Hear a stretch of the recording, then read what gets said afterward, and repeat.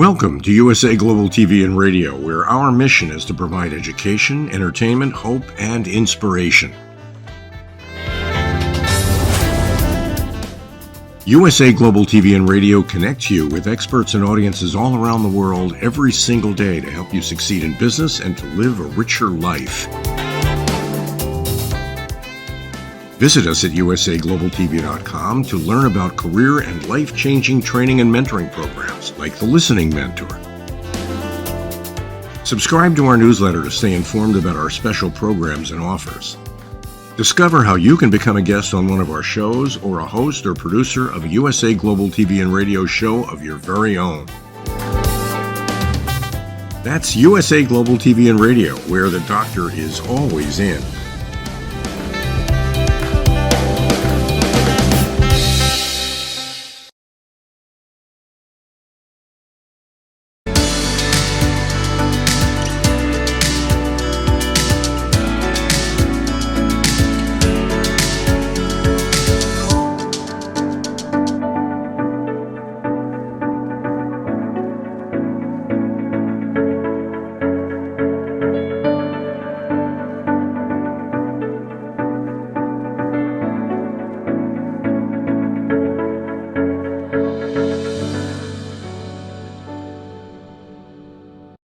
Hello, beautiful soul family, and welcome to year 3 of Weekly Wisdom and Insights, your home for spiritually guided transformation and empowerment.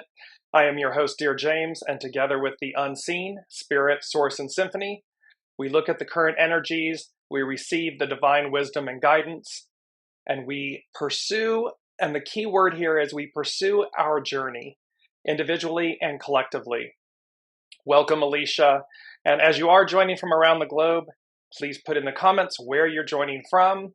And remember that we take your questions live. We incorporate them live. Had a little stutter there for a moment. We have big energies, big energies. And we're going to start off with the energies. Today is 11/22/23. However, what we're looking at is the 11 and the 22 become a 33. So we have all three master numbers present. Welcome, Jennifer. And it's important to remember, so we're kicking off this 3rd year of Weekly Wisdom and Insights. And we're kicking off what the unseen has been calling the new year, the new. It's not about closing out the old. Yes, that is occurring. However, the focus, everything is on the new. Everything that's coming forward, because remember again, 2024 is an 8. So that is and the 8 in the I Ching represents uniting, unite, coming together.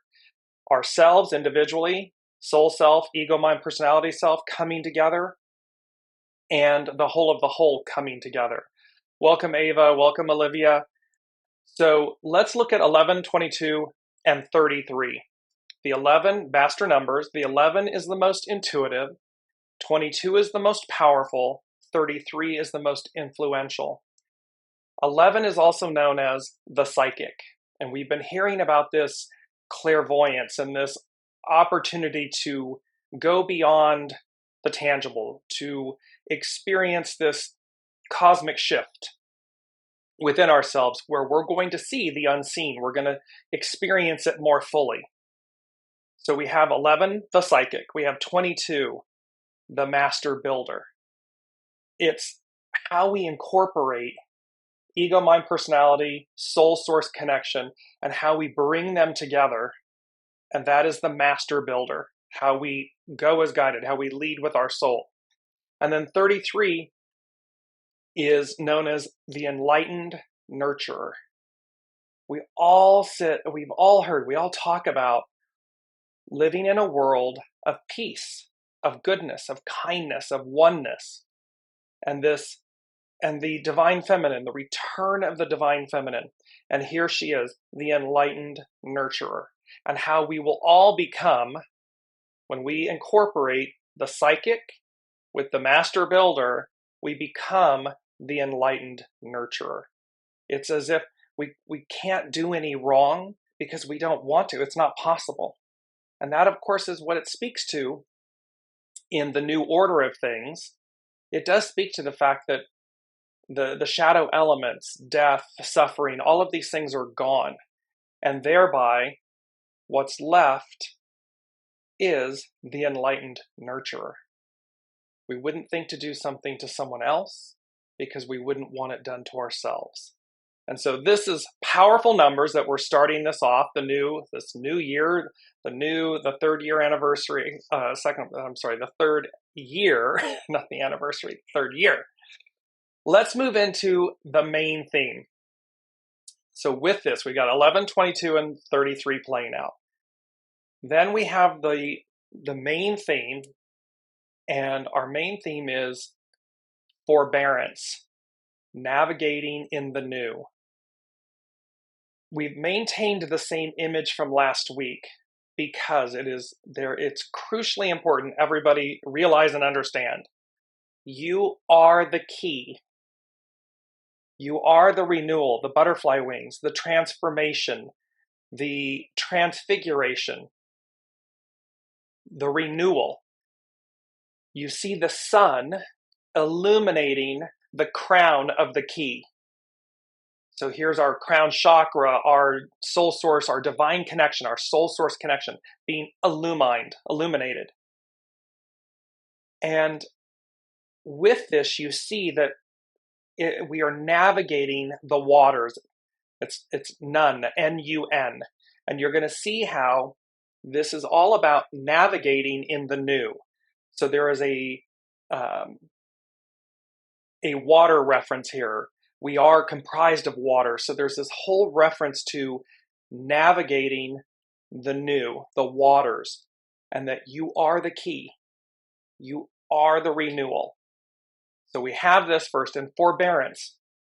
The quality of being patient and being able to forgive someone or control yourself in a difficult situation. That's one definition and meaning of forbearance. And remember that forgiveness can be of ourselves.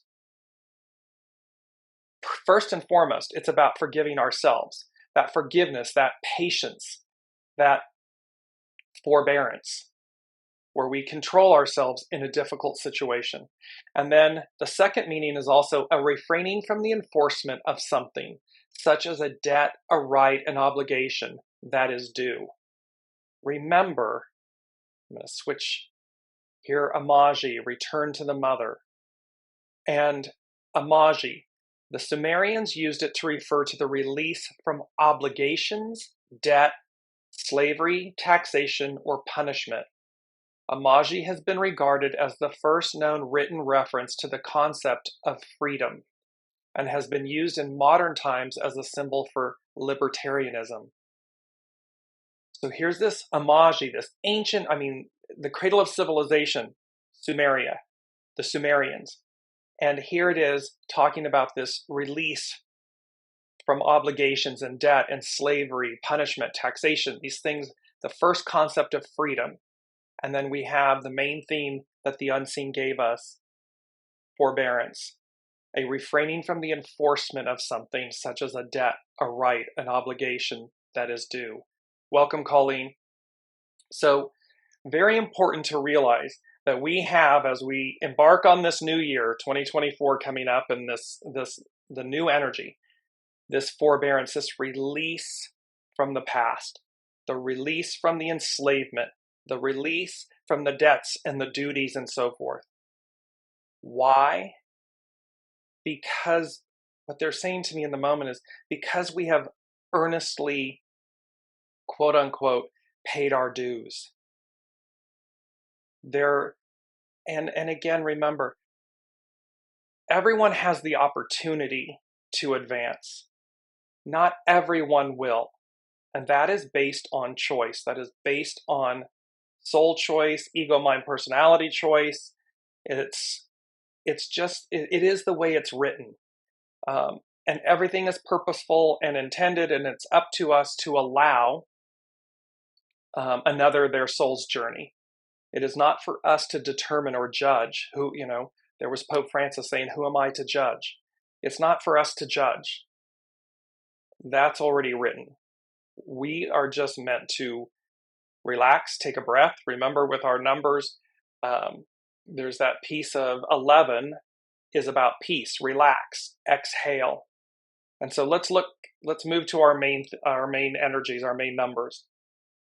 11, peace, relax. It's to exhale. The 22 is about grace and accept. Accept things. It doesn't mean accept things in the sense that you are not whole and sovereign. Your sovereignty is paramount. Soul source sovereignty. Not ego, mind, personality. And we talked about this in last week's show. This was a discussion that Jennifer and I had 2 weekends ago, I believe. So, but it's about the grace and accepting, making space for the choice. 33, the retreat, the disengage, meaning stop fighting and stop swimming upriver. Stop having the ego, mind, personality in conflict with the soul. Because the soul source connection, the soul leads, the soul governs. And we are switching, we're switching eras, we're switching to a new order of things. And this new order of things is where we're one with everything, is in harmony with itself, with each other. So ego, mind, personality, soul, spirit, source, heart, it's all integrated, operating as one. The 7 is that beautiful armies and legions, correct discipline, where it was just talking about in forbearance, where we have that quality to control yourself in a difficult situation. There's a lot going on in the world, and we need the ability, each of us, to refrain from something, from the enforcement of something that is, or the control of something that is a difficult situation. We don't need to throw gasoline on the fire. We also don't need to sit and be absolutely quiet. But however, the point is that balance of knowing correct discipline, when to act, how to act, and then knowing that you're doing so in a manner that contributes, doesn't destroy, dismantle, harm. All of the numbers, the 11, 22 becomes a 33, with the 7 of the 2023 becomes a 40. 40 is about deliverance and how we're untangling ourselves from the past. And the 4 and the 0 become a 4, and we're dealing with youthful folly, try again. And we've had this before, but we haven't delved into it as deeply, this youthful folly. So we're going to dive in to youthful folly with this week's energies and this whole setting the tone for the whole next year, this whole third year of weekly wisdom and insights. It's setting the tone that we're gonna get it right this time, because everything is shifting, everything is changing. The old is over, dismantling. So we're gonna look at, let's bring this up. I'm front loading the show this week with all of the information so that it sets the tone for everything. So let's look at then what's occurring in our astrological influences. Today, 11/22, the sun enters Sagittarius. And remember, at 20, I believe it's 26 degrees Sagittarius, that might be 24, 26 degrees Sagittarius. That is the central sun, the heart of our universe. And so here the sun is entering Sagittarius. And on the 24th, which is Friday, Mars and Ceres enter Sagittarius. What they said about this, and you're going to see why, is they said the capstone of illumination, a higher perspective. So the unseen, and let me show you why. Here on the screen is the astrological natal chart for the sun entering Sagittarius. So today, this is from astroseek.com. And what's up on your screen in the center of the wheel is this, what's known as a capstone.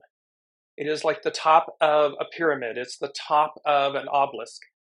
And you see this, so you see these the blue lines very, very clearly, and the apex, the point of the capstone is right on Pluto at 28 degrees Capricorn. Everything keeps pointing to Pluto.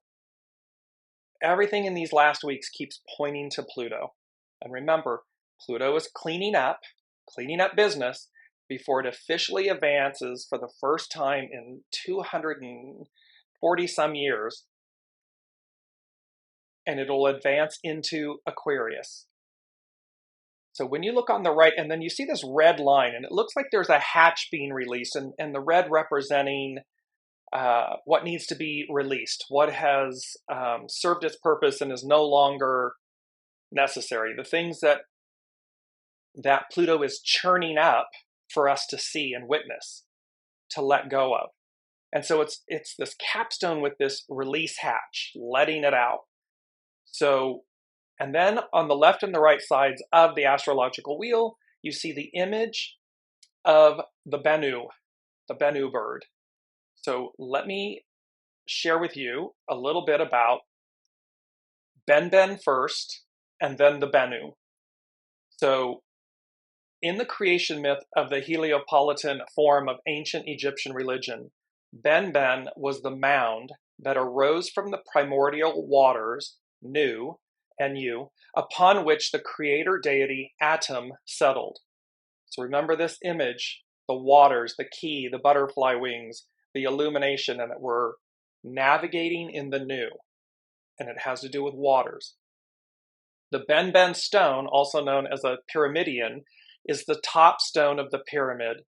It is also related to the obelisk. In the pyramid texts, utterances 587 and 600, Atum himself is at times referred to as mound.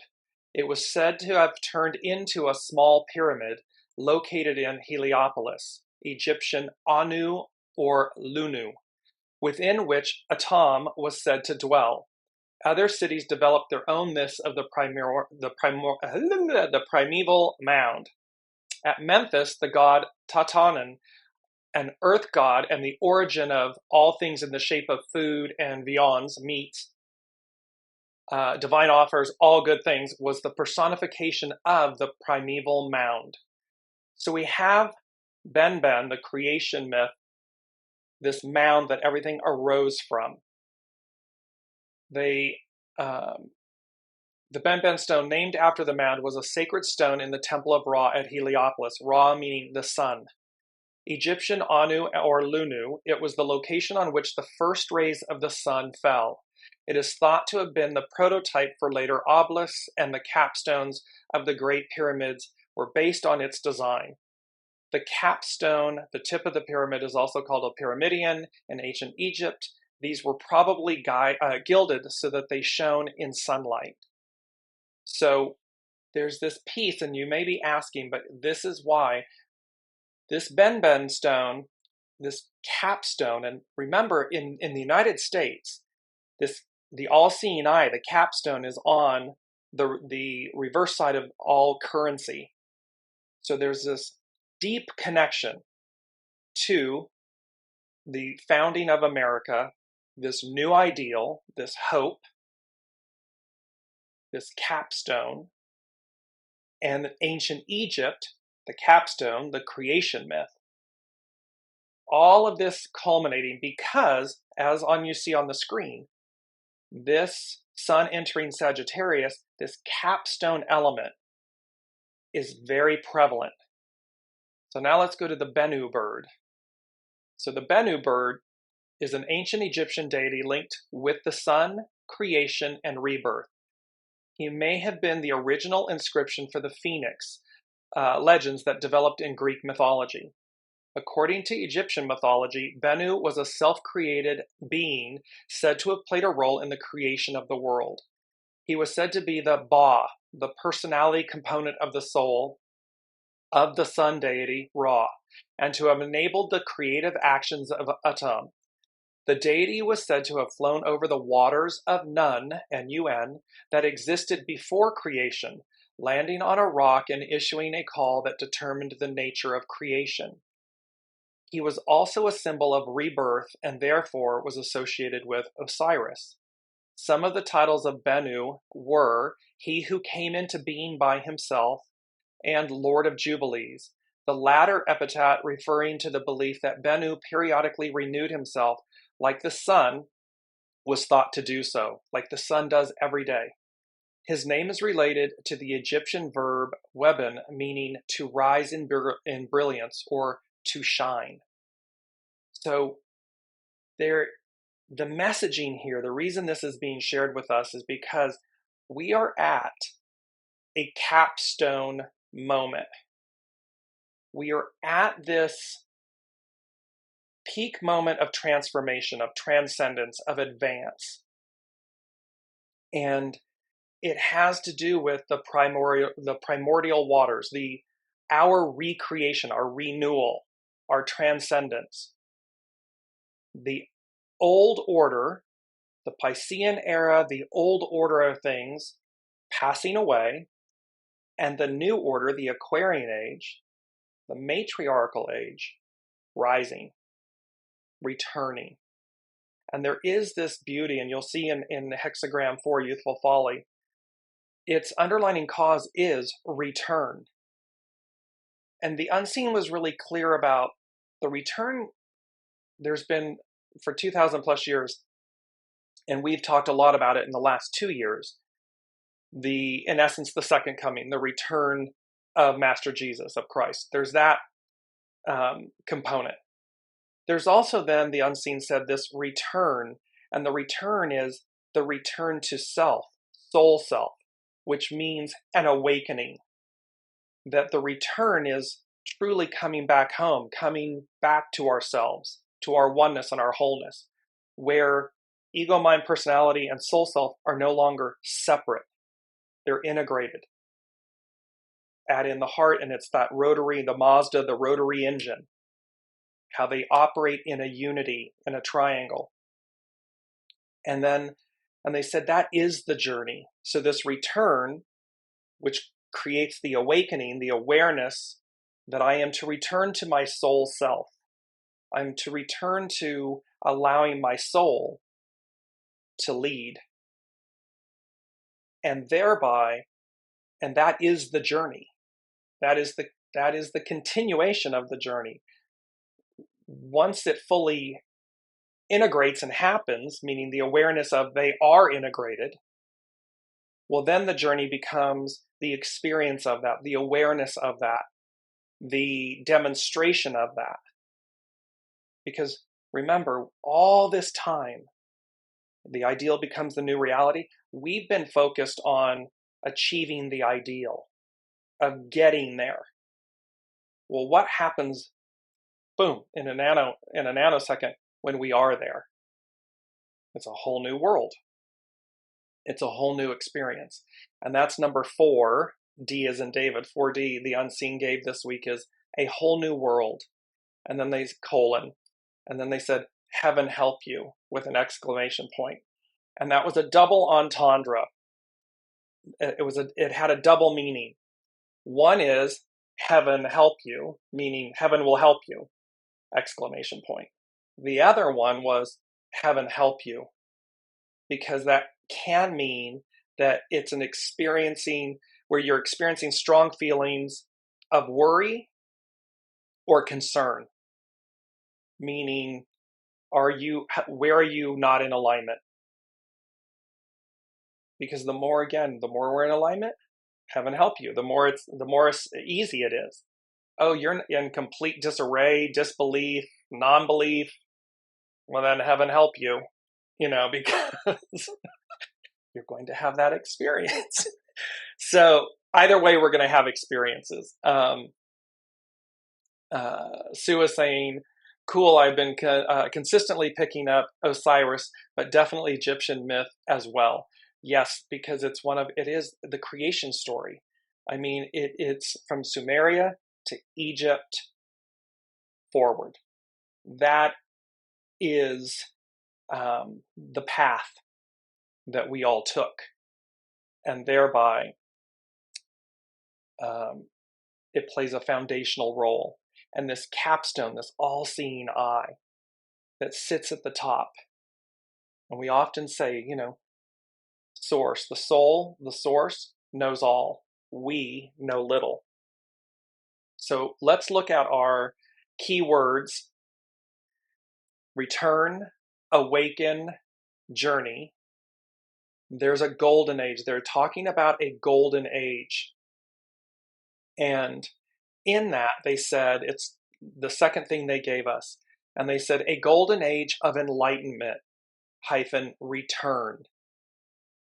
And then there's a lot of discussion about what's known as the seventh golden age.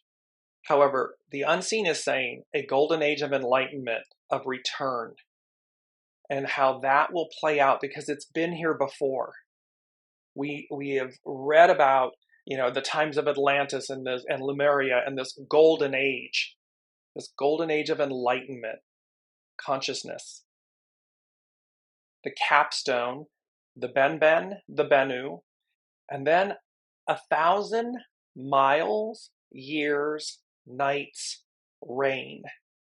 And you will see how this 1,000 miles, 1,000 years, 1,000 nights, 1,000-year reign plays in as we go in further into the show.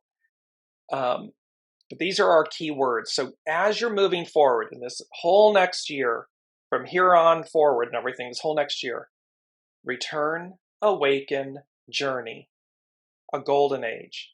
And this capstone, this all-seeing eye, the creation myth, the Benben, the Bennu, and this 1,000 miles, 1,000 years, 1,000 nights, 1,000-year reign, and how those things are playing out. And let me just go back really quickly. I'm going to show you again. Here's the image of today's sun entering Sagittarius.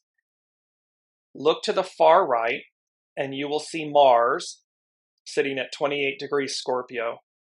Its Sabian symbol, and let me just bring this up really quickly. These are the Sabian symbols from Dane Redyear, his astrological mandala, and they're really quite brilliant. I'll do a show one time on this. Anyways, moving forward, Mars sits on your right-hand side, 28 degrees. So the Sabian symbol for it is 29 degrees Scorpio.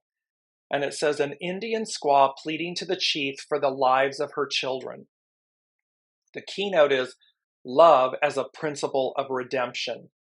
So we have forbearance, we have amaji, we have an Indian squaw pleading to the chief for the lives of her children. And love is a principle of redemption. Here the soul is presented as a mother whose sons, her active energies, have become disruptive forces in the collective life of the tribe. She seeks to counteract the karma of their misdeeds through her love and implorations.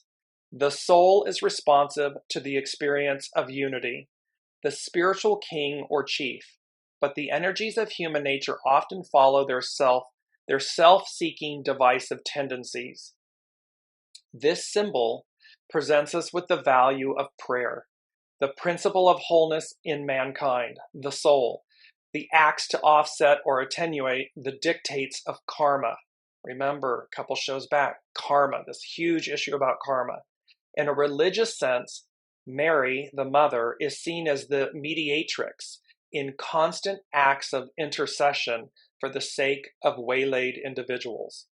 So here again is this opportunity for forbearance, for forgiveness, this active mother on behalf of, so Amaji, Mother Mary, the divine feminine, seeking forgiveness for our humanness, our ego, mind, personality acts. Because the soul is pure. The soul is love.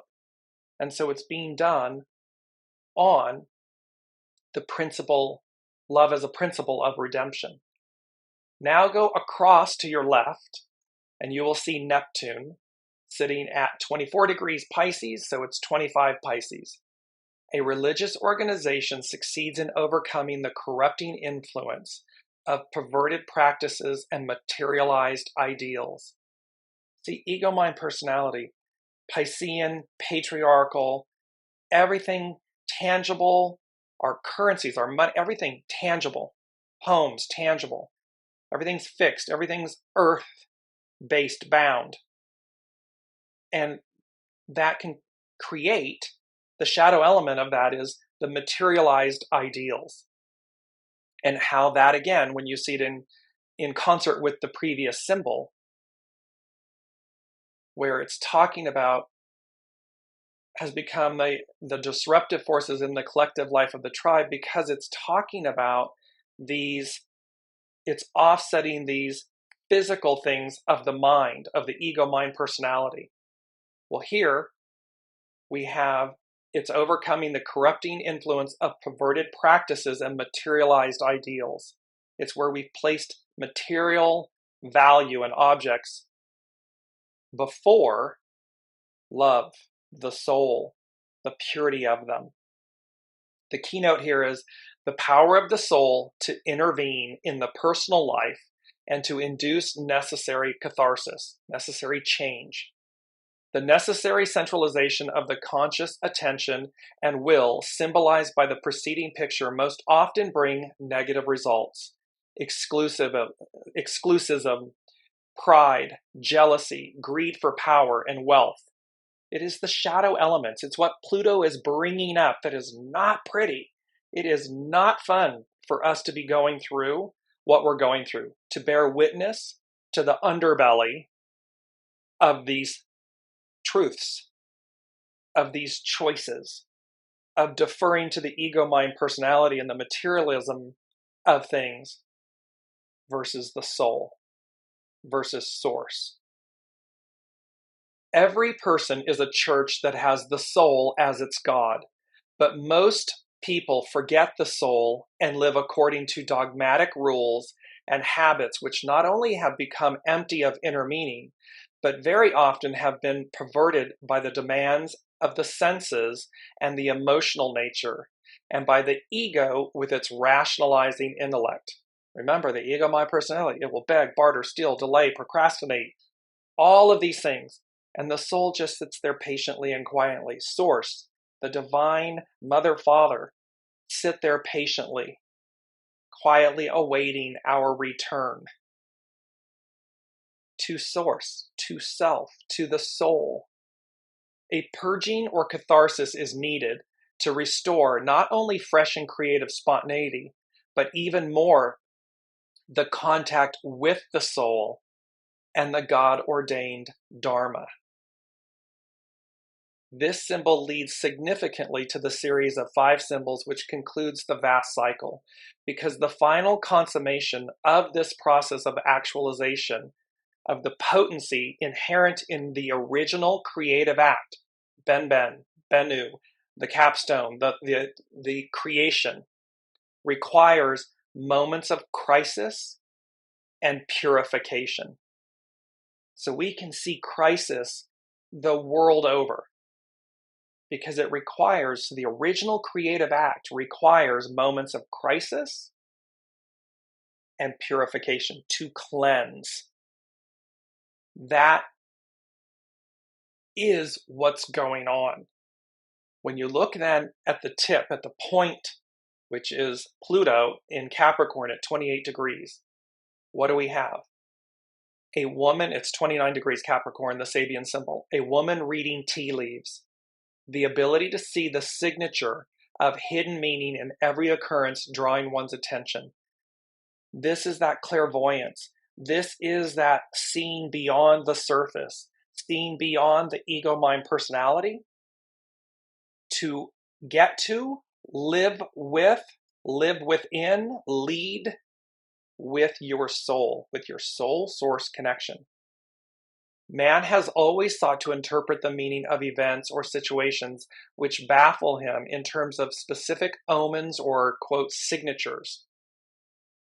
The reading of tea leaves is only a commonplace modern version of a certain type of procedure used by priests of all ancient religions.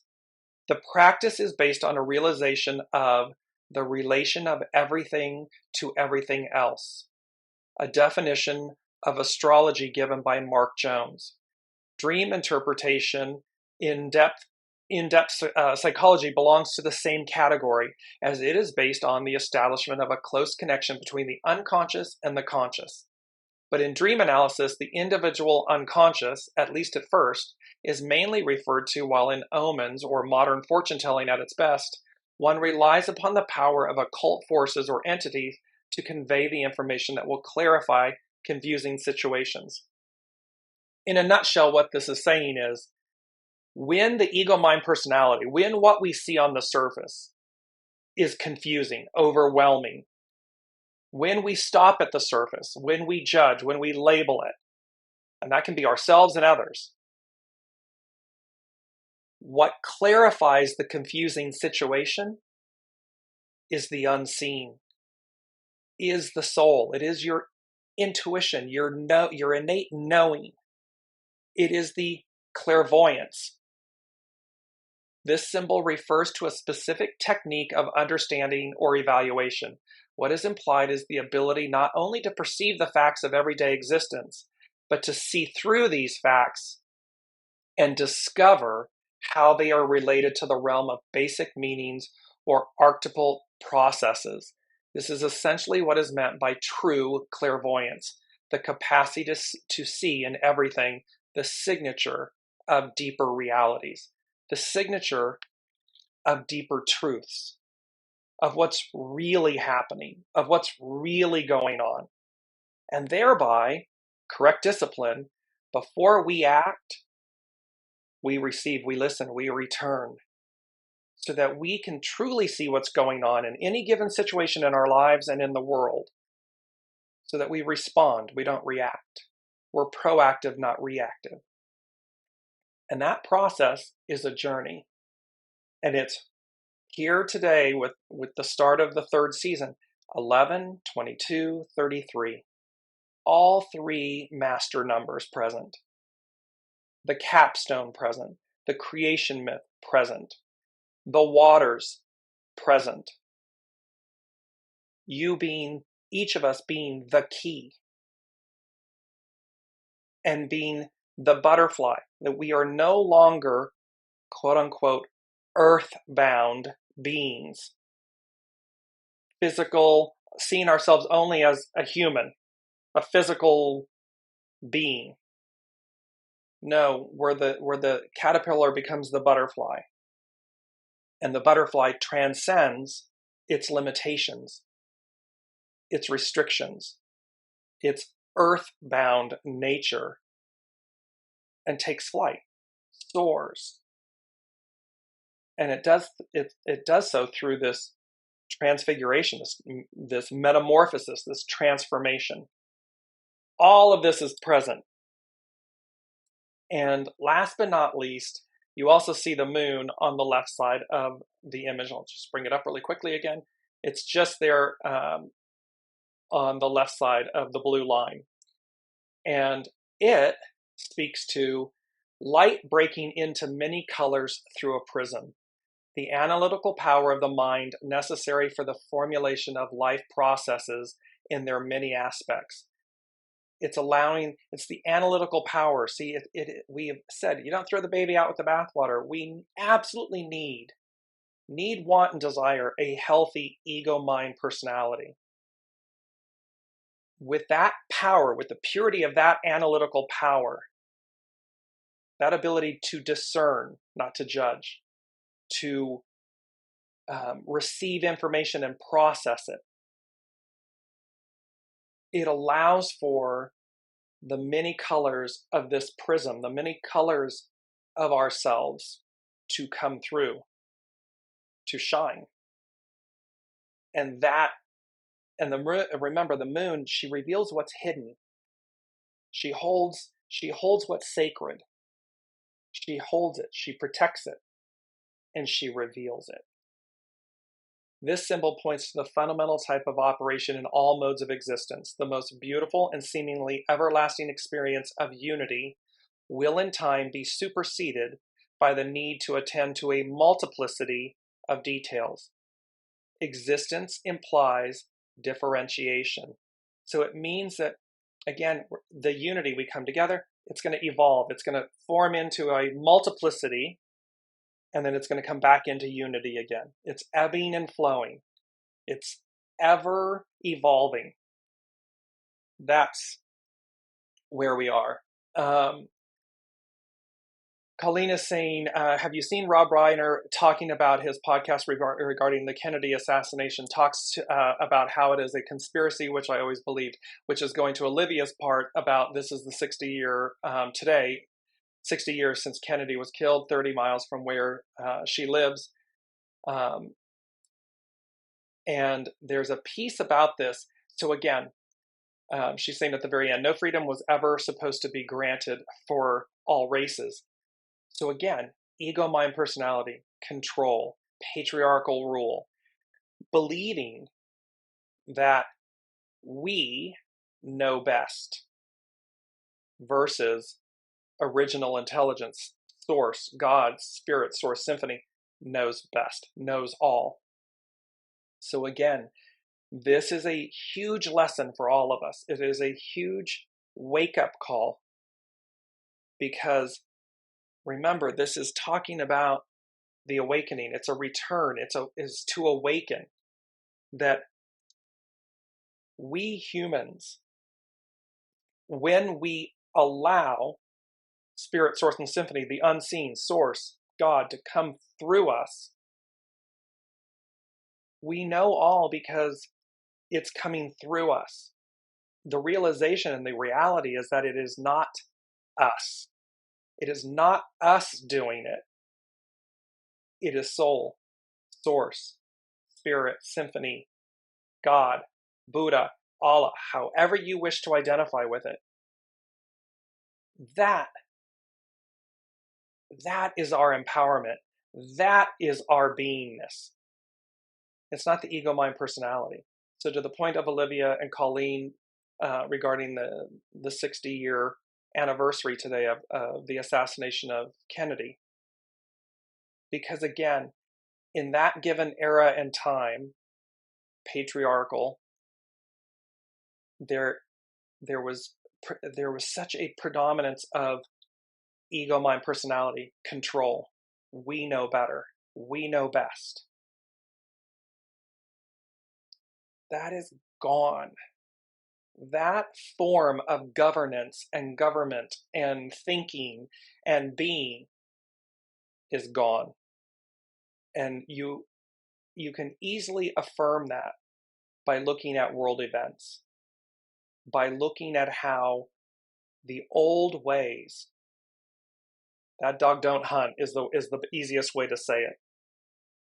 And the fear of losing that kind of control, manipulation, control, being, living, causes fear in people. Just as equally as the empowerment, the advance of people, the return to the divine feminine, the divine mother. Let me bring in our mantra. My journey is a process of discovery. My journey is a process of discovery. It's a return. It's a discovery of the return. That is what we're talking about. My journey is a process of discovery, remembering who I am truly. Not what my ego, mind, personality tells me, but what my soul knows. What my soul knows. That is the process of discovery, of remembering, of becoming whole again. So let's move to youthful folly.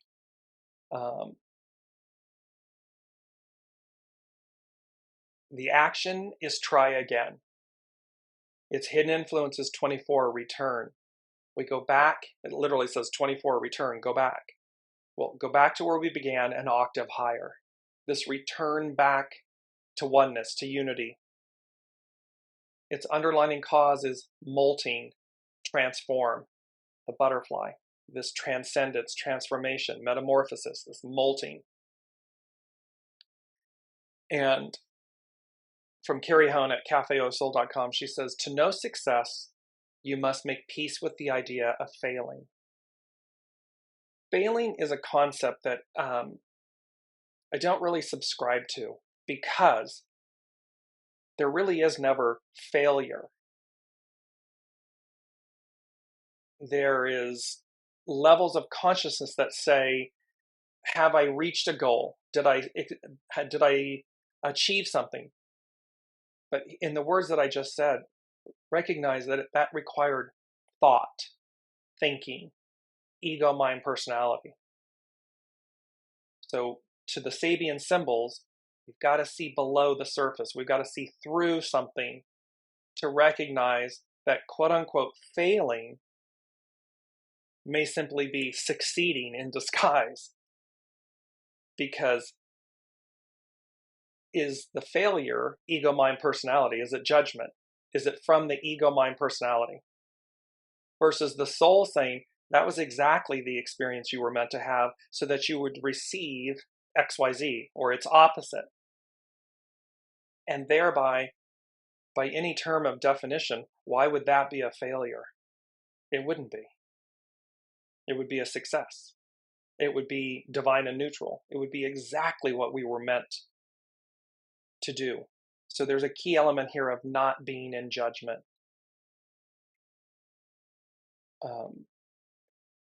And then we have this beautiful quote by Epictetus. No man is free who is not a master of himself. So no person is free who is not a master of themselves. Correct discipline. Legions. Going as guided. Having everything you need at all times. And believing it. It does mean that we have to master, in this current moment, then there's a need to master the ego, mind, personality. To place it in reverence and service to the soul, to your soul source connection. Your soul knows the way. Your soul knows all. Your ego your ego, mind, personality, little. So we go on. She goes on to say, the greatest thing Meng, meaning youthful folly, teaches is how knowing something with inner certainty means nothing needs to be defended.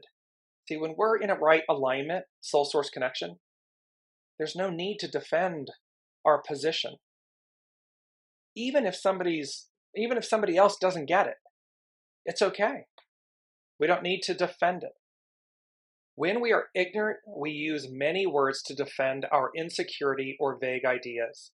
When we are enlightened, a golden age of enlightenment, a return. When we are enlightened, we need no words or confirmation of our truth. Teachers come into our lives in many forms. Be open to how this may be happening. The time calls for going back and trying again. Criticism can hurt our feelings. However, if we desire to be the best we can be, then we need to be open to input. A teacher may say, no, this isn't the right way, try again. However, when life does this to you by blocking your way, it is often viewed as a message to give up. Failing is no reason not to try again. Youthful folly cultivates a state of mind that not only allows you to stand at the threshold of awareness without judgment, it also brings the joy of discovery that ensures your success. Life keeps us in a state of not knowing precisely. Life keeps us in a state of not knowing precisely to keep us growing. Because see that unknown? The ego, mind, personality is getting confused, doesn't know. But when we sit and connect stillness, soul source connection, it brings success. It brings clarity. It's clairvoyance. It brings knowing. Much of the suffering we face has the purpose of leading us back to wonder. One who sees failure as a stepping stone for success always succeeds. Because see, in seeing through the failure, you really see the neutrality, the divine neutrality, which leads to success. You don't get stuck. You don't get bottled up. You don't stop. You don't give up. You see through it. You persevere because you're open to receive. The turning point during failure leads you to retreat, regroup, and try again. The underlying cause for Meng is that a period of molting or revolution has led to a state of innocence where you can be led, soul source led. It is time to become a student again, because the only way that we will ever achieve outside of divine intervention, which is absolutely a component of all of this, and that's probably the loudest component, is our surrender to the way, this truth, youthful folly, the innocence. It's not about being jaded. It's not about judging. It's not about quitting or, giving up. It's about being open to go as guided. The first thing the unseen said was 1,000-mile journey of discovery, self-discovery. So this journey, this 1,000-mile journey of discovery, self-discovery. And then they said, heed the call with 3 exclamation points. They are screaming to us all, wake up, wake up, wake up, before it's too late. Because again, it involves choice. What all that beyond, before it's too late, simply means, what are the choices I'm making? Is it in alignment with my soul self, or is it in alignment with my ego, mind, personality self? And whatever experience unfolds from those choices. Divine and neutral, no judgment. Like a student approaching a new course of study, know that trial and error will hone your expertise. This enlightenment brings forward a sense of stillness and power. Take everything in stride, but admit your mistakes so you can learn from them.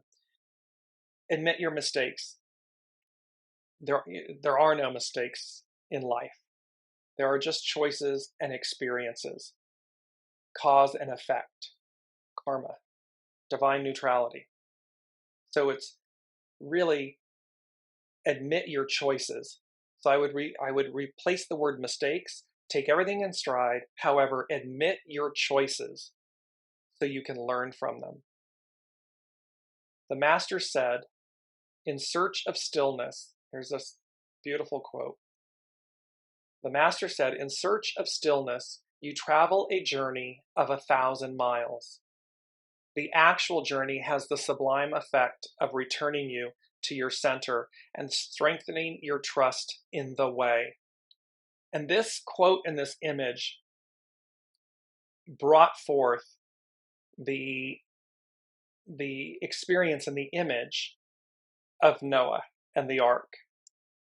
Imagine receiving that calling, that wake-up call, that clairvoyance, and knowing that's what you're to do. Now, the rest of the world is going on about its business around you. Then comes the ridicule, the judgment, the mocking. And yet you continue to be truthful and faithful to your soul, to what your soul source connection is guiding you to do. And we all know how the story unfolds and ends. 2 of each are saved, and the dove brings about the symbols of peace and renewal, life, that it's safe to come out. And the rest of existence, the deluge, was wiped away. The palate cleansed. That is, in search of stillness, you travel a journey of 1,000 miles. And this dove of peace, that image of the dove of peace, there is such power and poignancy in that truth. Do not allow yourself, ego, mind, personality, or others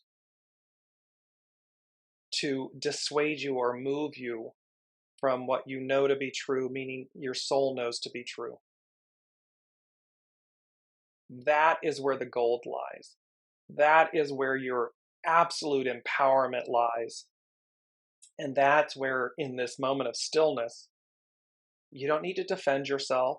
You don't need to explain yourself. You simply are. Be.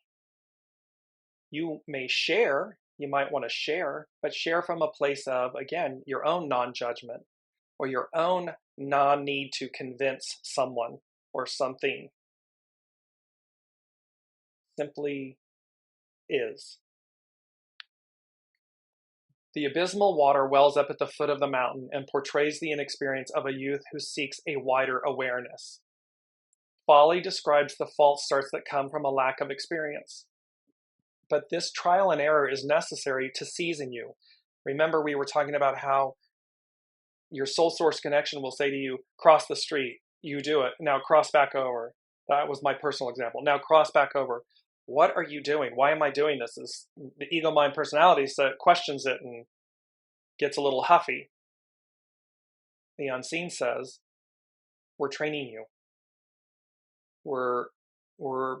It's necessary to season you, to hone that clairvoyant muscle, that soul source connection. When you want to know success, you must make peace with the idea of failing, meaning not getting it right, but it's not failing. It's they're saying to me in the moment, it's being off your game, your soul source connection game. So it's not failing, it's repetitive seasoning, training, getting it, quote, air quotes, getting it right. In Tao's pursuit of excellence, carving and polishing means removing the layers. See, it's removing all the guck that we've placed on ourselves, ego, mind, personalities, labels, identities, stories, perceptions, judgments, all this stuff. It's carving and polishing means removing the layers. Cutting and grinding is the cultivation of the self. Youthful folly is the symbol of something growing beneath a cover. It portrays, there's the moth, the butterfly in the cocoon. It portrays that something is growing beneath the cover. It portrays the illusion of how you believe that you must conquer others to develop power. You will find that you must only conquer yourself. See, it's destroying the belief that in order to have something, to be something, that we have to this point of the discussion with Olivia and Colleen, patriarchal rule and so forth, that we have to suppress others to have power. That is a hollow victory. It is a foundation that crumbles in upon itself because it was never true. It was never real. In this, you will find that you must only conquer yourself. We have to conquer and break down the illusion that that is really the way, or that is the truth. It's not. But it shows us its opposite. It shows us the shadow aspect of ourselves, of that way of thinking, believing, acting, behaving. Without looking out the window, you will discover the natural way. Without looking out the window or following others, you discover a power within that grows beneath cover. You need not look to anything else to find your way. Your way, you will always know soul source. You'll know when it's ego, mind, personality, and you will know when it's the soul. They are two drastically different transmissions, frequencies, sounds, way of interacting. They are completely different. The master said, one of little words has inner value. In the process of learning, you will find that words are a measure of your inner certainty. To stand in silent knowing is real power. When you feel the need to defend yourself, you are merely reassuring your own misgivings. At peace with who you are, energy can mount without the use of words. This is the inner strength that emerges from stillness. Main can be a message that you are searching for something out there to satisfy what can only be found in here. You have attached yourself to an outcome that is blocking your ability to hear the message. Let go. Time is perfectly spaced to hear the echo of sincerity. This is the moment. See, time is perfectly spaced to hear the echo of sincerity. This is the time, this is the moment to hear yourself, your soul self, to make these choices and decisions, and to go accordingly, to go as guided. Item 3 from the unseen, they said, fleeing the past, you arrive unscathed, changed, yet unscathed, exclamation point. Fleeing the past, you arrive unscathed. Unscathed means without suffering, and they underline the word suffering, without suffering, any injury, damage, or harm. So this moment is about fleeing the past, and we arrive unscathed. No suffering, no injury, no damage, no harm. And 5E, I looked up in the time at the time I was doing this was 11:51. So 11, the most intuitive, the psychic. 51 in the I Ching is thunder, shock and awe. And it says, one hears thunder unexpectedly. First comes fear, then a sharpened vision. That's from divination.com. So again, we've been talking about a celestial occurrence, thunder, shock and awe. Thunder wakes us up, gains our attention. It can cause fear. And in this instance, they're saying, and then a sharpened vision, a sharpened knowing and understanding.